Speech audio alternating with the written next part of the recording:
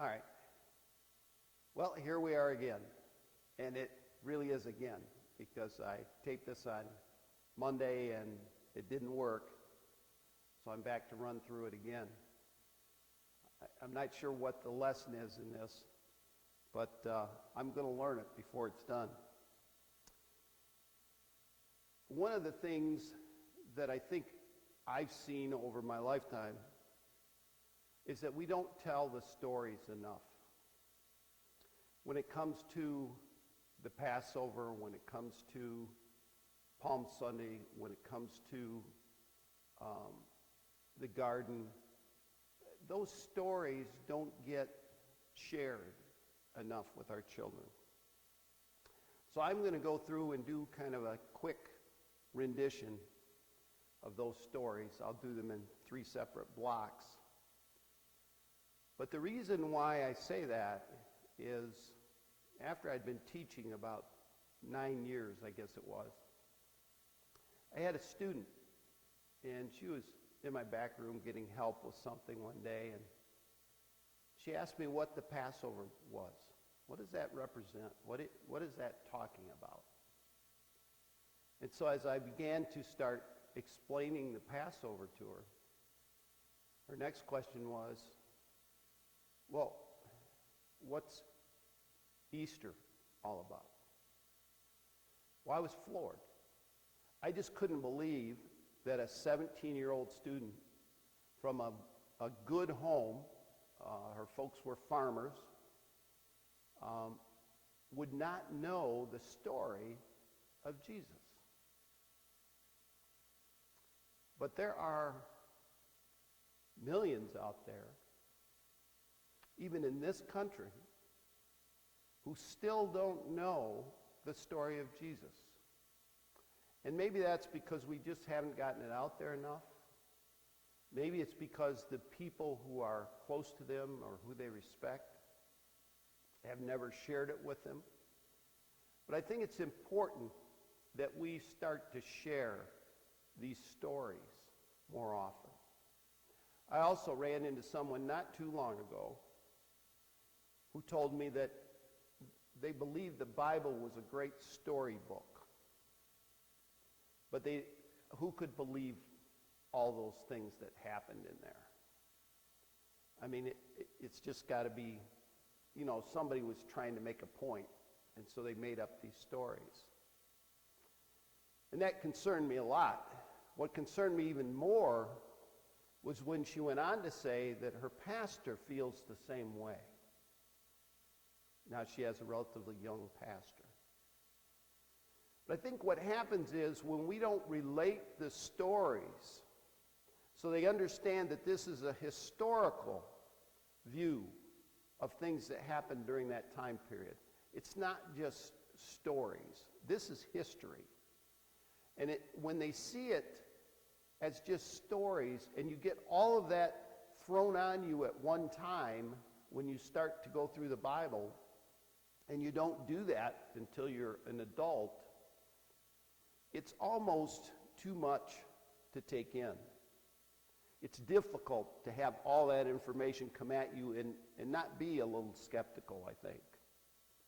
We know it's true, but we need to share it more with our kids and our grandkids and make sure they know those stories, they grow up with those stories so that they understand. When I was a child growing up, my dad and my brother and I used to always go with my mom to the store. Now, my mom would always say, "I'll be back in a minute," when she would leave. Well, for the 2 hours she was gone, we had to have something to do. And so Dad would tell us the stories. He would go through them with us. He would talk to us about them. We got quizzed on who were the 12 disciples and so on.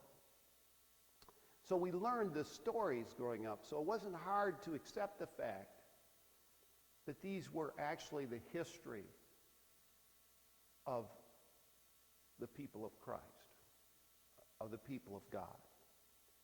So at this time, during these moments, it's a great opportunity to share the stories. So that's what I'm going to do today, is simply share the stories. And I want to start with the first Passover. Now, as I do these, I'm going to go through them pretty quick. So I would encourage all of you to go back and read them so you get a good handle on the whole story. But I'm going to just try and give you a brief overview because I don't want to bore you to tears along the way. We're going to start out with Moses. And if you know the story of Moses, which I'm sure many of you do, but some of you I know don't, in Egypt, the Israelites had gone there because of a famine in the land. And they were treated well initially. They lived in the land of Goshen, and they were under Egyptian rule. And then they began to prosper so much, and a new Pharaoh came into power, that he was worried about the Israelites. He was afraid that they would become too powerful, that they might take over. And so in his fear, he decided to make them all slaves. That way he could control what happened there.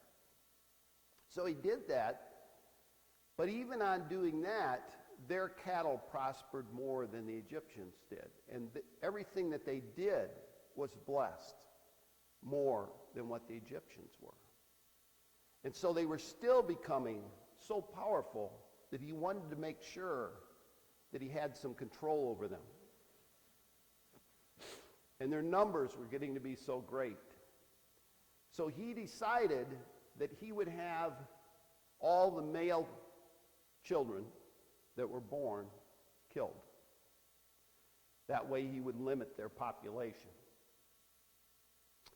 And when he decided to do this is during the time period when Moses was born.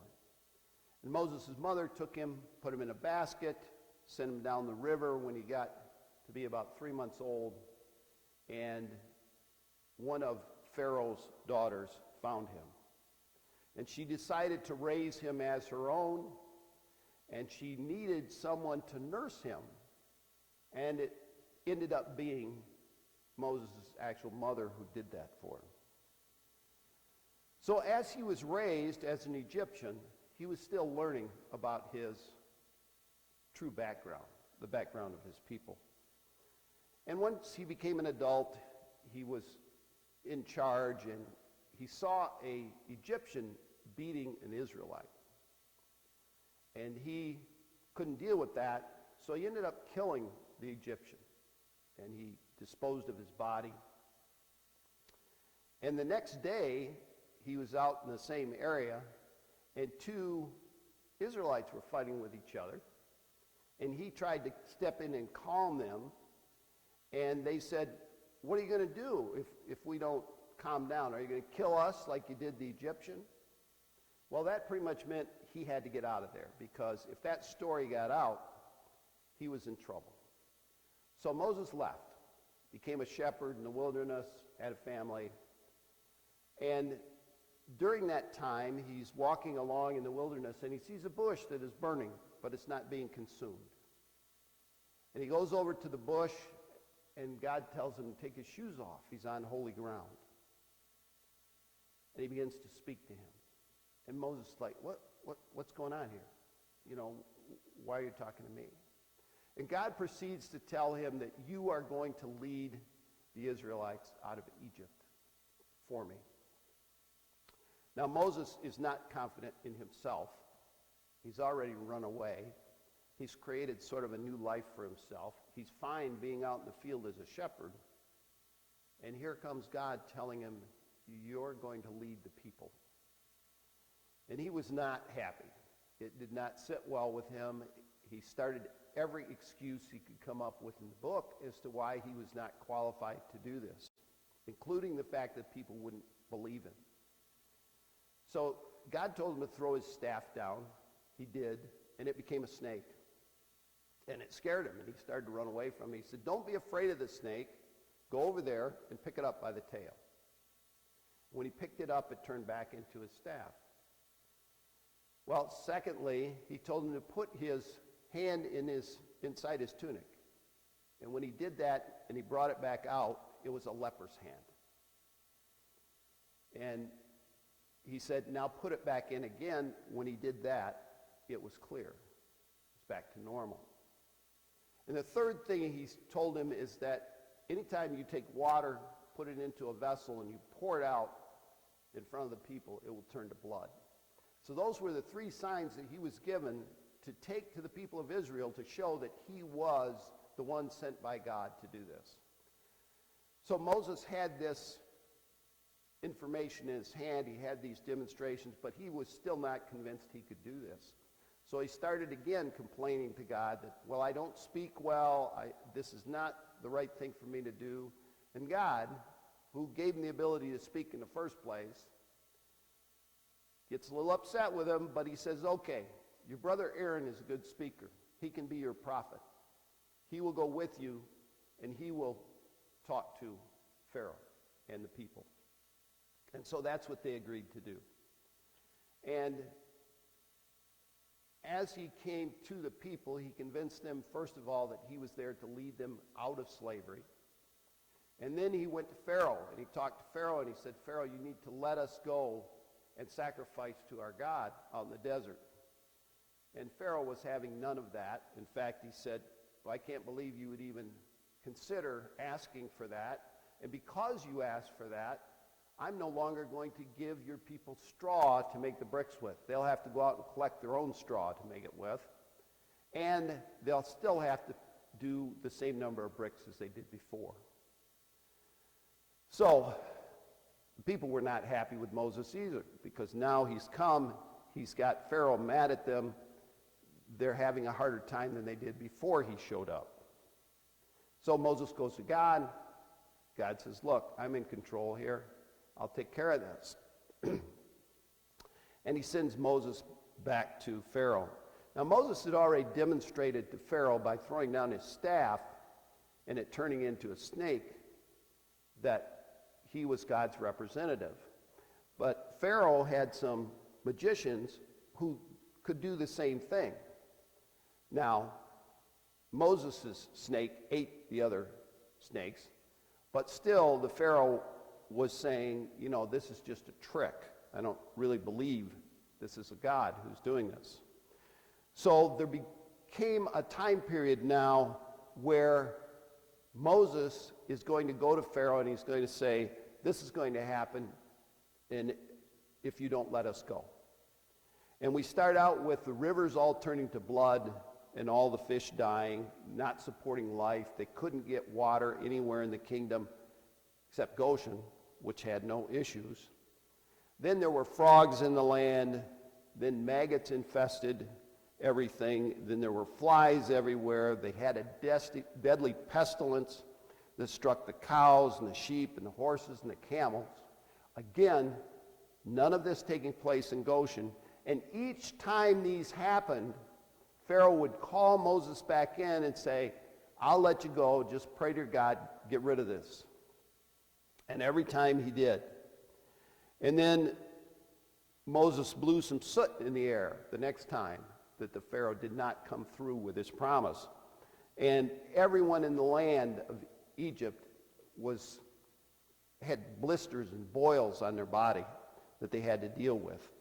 And so again, he asked him to pray. And then a hailstorm came in and destroyed all their crops and everything that was outside. Any animals that were left outside died.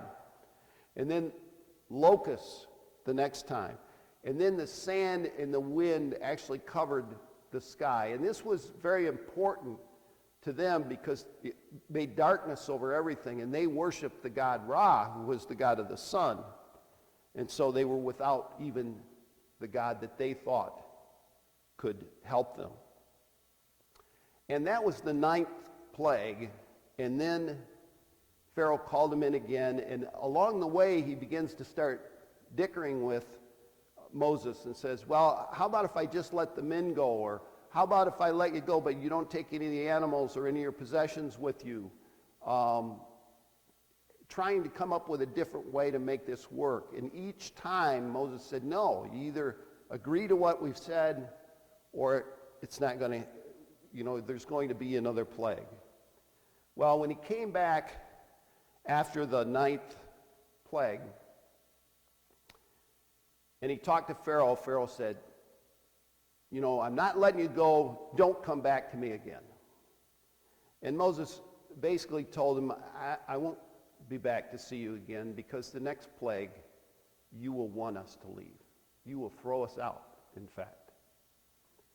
And Pharaoh was still hard of heart. He did not listen. And so that night, Moses was told to tell all the people of Israel to slaughter a lamb, put the blood of the lamb over their doorposts, over the door jambs, in their homes, and they would be passed over from the last plague. Because the last plague was the angel of death coming into the homes of all the Egyptians and killing their firstborn child, even down to the Pharaoh himself. And when this happened, the people of Egypt got in such an uproar, and the Pharaoh was so despondent because of it, that he sent someone just to tell Joseph to leave, to go, take your people and leave. Well, the people of Israel were already told that after they slaughtered the lamb, they should eat a big meal, be standing, be ready to leave, because we're going to get thrown out of here. And as they were being thrown out, one of the things they had done was go to all of the Egyptians in the area, because their possessions had been taken away since they were slaves. But the people of Egypt gave them their silver, their gold, anything that they had that was of value to take with them, just to get rid of them. And so they actually plundered Egypt as they left and took everything with them. And that was the first Passover.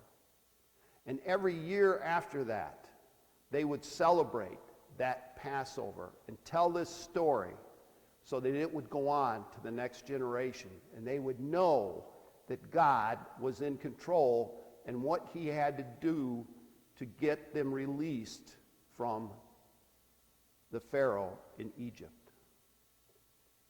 You see, sometimes it takes a lot to change a person's mind, to put them in a position where they understand that our God is God.